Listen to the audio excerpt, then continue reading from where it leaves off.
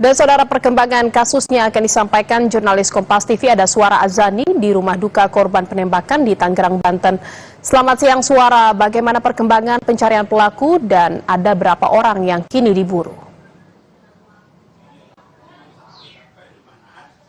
Ya, perkembangan pencarian pelaku sampai saat ini polisi masih melakukan pengejaran dan sampai saat ini juga polisi masih terus menyelidiki kasus penembakan yang terjadi di rest area kilometer 45 di tol Tangerang Merak, dan polisi sampai saat ini juga memeriksa kemudian meminta keterangan 7 orang saksi, kemudian mengecek CCTV yang ada di titik lokasi kejadian.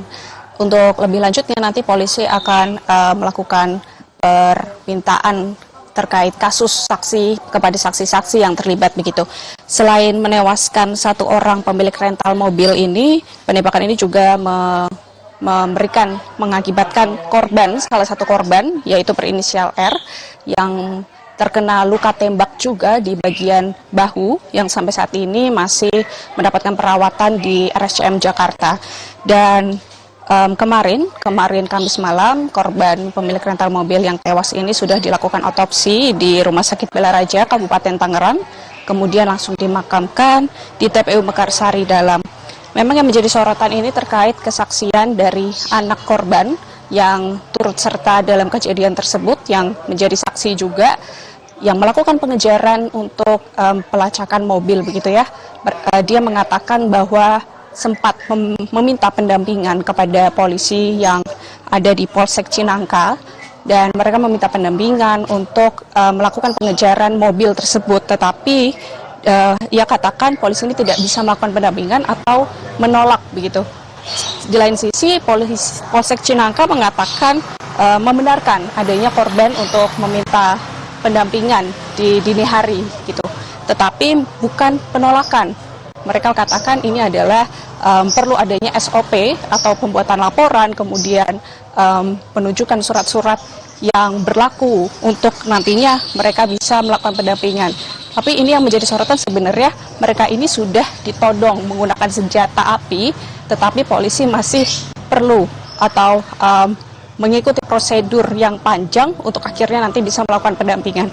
Karena jika kita kembali ke kronologi, ini mereka melakukan pendampingan ini sebelumnya sudah melakukan kejar-kejaran sebelum meminta pendampingan ke polisi.